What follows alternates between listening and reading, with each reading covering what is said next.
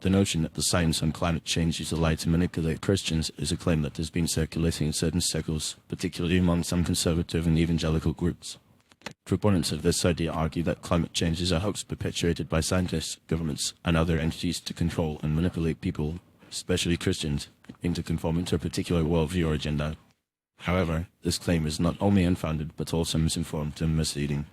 Firstly, the overwhelming scientific consensus on climate change is clear. Human activities, particularly the emission of greenhouse gases such as carbon dioxide and methane, are significantly contributing to the warming of the planet.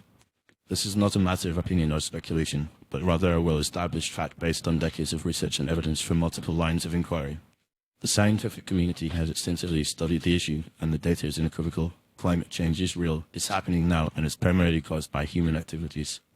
The idea that scientists are conspiring to manipulate Christians or anyone else is simply not credible. Scientists are driven by a desire to understand the natural world, to uncover the truth, and to share their findings with the public. The scientific method is a rigorous and transparent process that involves peer review, replication, and open communication. It's not possible for a large group of scientists to collude and fabricate data on a scale that would be required to support a conspiracy theory. Moreover, the claim that climate change is a lie to manipulate Christians is often based on a misguided understanding of the relationship between science and faith. Many Christians, including evangelical leaders, recognize the importance of caring for creation and addressing climate change as a moral and spiritual issue. In fact, numerous Christian denominations and organizations have issued statements and taken actions to address climate change, citing biblical teachings on stewardship and responsibility towards the earth. It's also worth noting that the notion of a conspiracy to manipulate Christians is often rooted in a broader narrative of fear and mistrust of authority, science, and institutions. This narrative is often fueled by misinformation, propaganda, and conspiracy theories that circulate on social media and other online platforms. However, this approach is not only unhelpful but also divisive and damaging, as it creates unnecessary conflict and polarization around an issue that should be addressed through thoughtful dialogue and cooperation. In addition, the claim that climate change is a lie to manipulate Christians ignores the very real and devastating impacts of climate change on communities around the world, including many Christian communities.